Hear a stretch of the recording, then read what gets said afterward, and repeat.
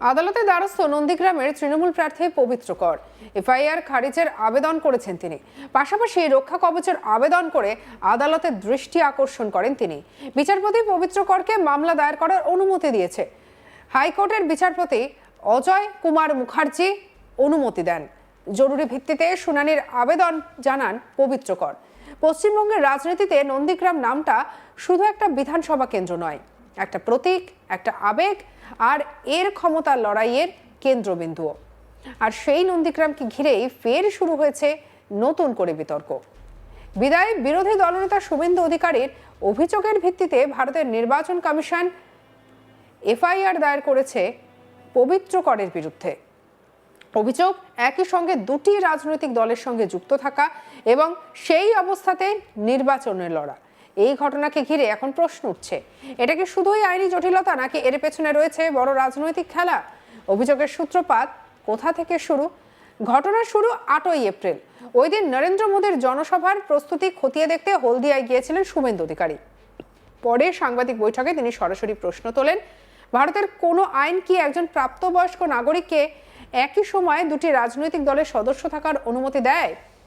এই প্রশ্নটাই আসলে পুরো বিতর্কের কেন্দ্রবিন্দু। অভিযোগ অনুযায়ী পবিত্র কর আগে বিজেপির টিকিটে পঞ্চায়েত নির্বাচনে জিতে সদস্য হন, অর্থাৎ তিনি একজন নির্বাচিত জনপ্রতিনিধি হিসেবে বিজেপির সঙ্গে যুক্ত ছিলেন। কিন্তু 2026 সালের 17ই মার্চ তিনি অভিষেক ব্যানার্জির হাত ধরে তৃণমূল কংগ্রেসে যোগদান করেন। শুধু তাই নয়, সেই দিনই নন্দীগ্রাম থেকে তৃণমূলের প্রার্থী হিসেবেও মনোনয়ন পান তিনি। আর এখানেই তৈরি হয়েছে বিতর্কের। আইনের দিকটা কি বলছে? ভারতের নির্বাচনী আইনে একটি গুরুত্বপূর্ণ নিয়ম রয়েছে, যদি কোনো নির্বাচিত জনপ্রতিনিধি দল পরিবর্তন করেন তাহলে তাকে আগে তার পুরনো পদ থেকে ইস্তফা দিতে হবে। আর এটা হচ্ছে একটা নীতির অংশ, যা দলবদল রাজনীতিকে নিয়ন্ত্রণ করার জন্য তৈরি করা হয়েছে। প্রশ্ন হলো, পবিত্র কর কি বিজেপি থেকে ইস্তফা দিয়েছেন? শুভেন্দু অধিকারীর দাবি যে না, দেননি। যদি এই দাবি সত্যি হয় তাহলে সেটা আইনের চোখে গুরুতর অপরাধ হতে পারে।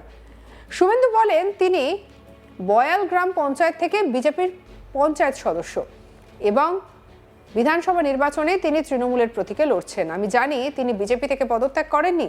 আমি যদি আপত্তি জানাই তাহলে তার প্রার্থীপদ বাতিল হয়ে যাবে। শুভেন্দুর অভিযোগের ভিত্তিতে ভারতের নির্বাচন কমিশন দ্রুত পদক্ষেপ নেয় এবং এফআইআর দায়ের করে।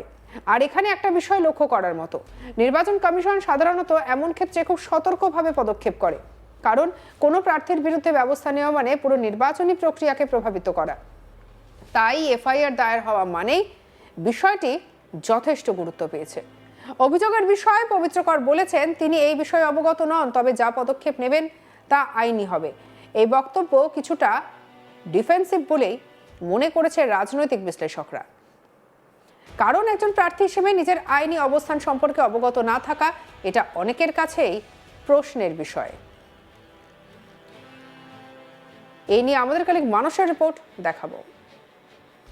তার বিরুদ্ধে দায়ের হওয়া এফআইআর খারিজের আর্জি নিয়ে তড়িঘড়ি কলকাতা হাইকোর্টের দ্বারস্থ হলেন রাজ্যের শাসক দলের প্রার্থী পবিত্র কর। আমরা জানি যে নন্দীগ্রাম কেন্দ্র হেভিওয়েট কেন্দ্র, যেখানে রাজ্যের বিরোধী দলনেতা শুভেন্দু অধিকারী প্রার্থী ভারতীয় জনতা পার্টির পক্ষে, সেখানে রাজ্যের শাসক দলের হয়ে একদা শুভেন্দু ঘনিষ্ঠ পবিত্র করকে শুভেন্দুর বিরুদ্ধেই প্রার্থী হিসেবে দাঁড় করিয়েছে।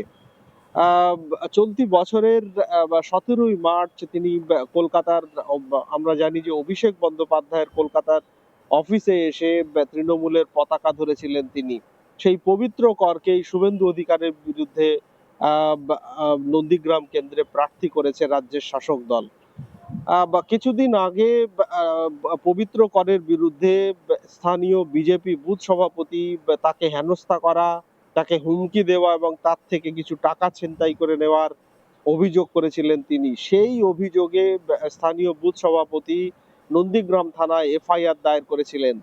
পাশাপাশি আমরা জানি যে বিরোধী দলনেতা শুভেন্দু অধিকারী পবিত্র করের রাজনৈতিক পরিচয় বা রাজনৈতিক যে ওরিয়েন্টেশন, তাই নিয়ে প্রশ্ন তুলেছিলেন এবং নির্বাচন কমিশনের পদক্ষেপ নেওয়া উচিত বলে তিনি সরব হয়েছিলেন। তার কারণ পবিত্র কর কোন রাজনৈতিক দলে রয়েছেন তাই নিয়ে প্রশ্ন রয়েছে বলে মনে করেন বিরোধী দলনেতা শুভেন্দু অধিকারী। তার কারণ পবিত্র কর নন্দীগ্রামে স্থানীয় পঞ্চায়েত নির্বাচনে বিজয়ী হয়েছিলেন বিজেপির টিকিটে বা বিজেপির সদস্য হিসেবেই। সেখান থেকে তিনি কবে তৃণমূল কংগ্রেসে যোগ দিলেন এবং তিনি বর্তমানে কোন রাজনৈতিক দলের সদস্য তাই নিয়ে প্রশ্ন তুলেছিলেন ভারতীয় জনতা পার্টির অন্যতম প্রার্থী বা বিরোধী দলনেতা শুভেন্দু অধিকারীর বিরুদ্ধেই নন্দীগ্রাম কেন্দ্রে প্রার্থী হয়েছেন পবিত্র কর এবং তার প্রার্থী পদ বাতিল করা উচিত বা তিনি একই সঙ্গে দুটি রাজনৈতিক দলের সদস্য কেউ থাকতে পারে না এবং তিনি আবার প্রার্থী হয়েছেন, এই বিষয়টি নিয়ে সরব হয়েছিলেন বিরোধী দলনেতা। সেই পবিত্র করের বিরুদ্ধে নন্দীগ্রাম থানায় এফআইআর দায়ের হয়েছে। গতকাল বিচারপতি অজয় মুখোপাধ্যায়ের বেঞ্চে তড়িঘড়ি পবিত্র করের পক্ষে আইনজীবীরা আদালতের দৃষ্টি আকর্ষণ করে মামলা দায়ের করেন এবং জরুরি শুনানির আর্জি জানান এই মামলার। যদিও বিচারপতি অজয় মুখোপাধ্যায় মামলা দায়ের করার অনুমতি দিলেও কালকে এই মামলার শুনানি হয়নি। আগামী সপ্তাহের প্রথম দিকেই সোমবার মঙ্গলবার নাগাদ এই বিষয়ে শুনানি হতে পারে বলে আমরা আদালত সূত্রে জানতে পারছি। প্রসঙ্গত পবিত্র কর ছিলেন একদা শুভেন্দু অধিকারীর ঘনিষ্ঠ এবং সেই পবিত্র করই বিরোধী দলনেতার বিপক্ষে রাজ্যের শাসক দলের হয়ে প্রার্থী হওয়ায় কার্যত অস্বস্তিতে পড়েছেন বিরোধী দলনেতা, শিবির এবং বিরোধী দলনেতা খোদ। ফলে ইতিমধ্যেই তাদের পক্ষ থেকে তার রাজনৈতিক পরিচয় নিয়ে যেমন প্রশ্ন তোলা হয়েছে, তেমনি শাসক দলের যারা স্থানীয় নেতা রয়েছেন নন্দীগ্রামের তারাও এই বিষয়ে সরব হয়েছেন যে একদা বিরোধী দল নেতার ভাই সৌমেন্দু অধিকারী এবং তার বাবা রাজ্যের শাসক দলের টিকিট থেকে যখন সাংসদ হয়েছিলেন, তারপরে সাংসদ থাকাকালীন তারা ভারতীয় জনতা পার্টিতে প্রার্থী জনতা পার্টির সদস্য হিসেবে কাজ করতেন। তখন তো বিরোধী দলনেতার নৈতিকতা জাগ্রত হয়নি। এখন বিরোধী দলনেতা পবিত্র করের রাজনৈতিক পরিচয় নিয়ে প্রশ্ন তুলছেন বলে নন্দীগ্রামের যারা স্থানীয় নেতা রয়েছেন তারা সেই বিষয়ে সরব হয়েছেন বা প্রশ্ন তুলেছেন।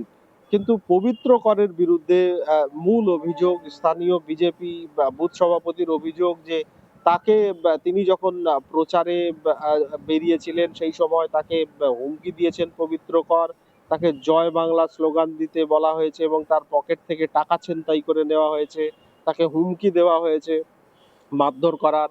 এরকম একাধিক অভিযোগে নন্দীগ্রাম থানায় এফআইআর দায়ের করেছিলেন তিনি।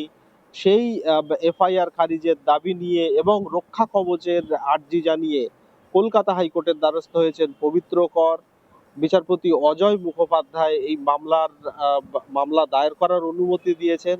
আগামী সপ্তাহের শুরুতেই এই মামলার শুনানি হতে পারে বলে আমরা আদালত সূত্রে জানতে পারছি।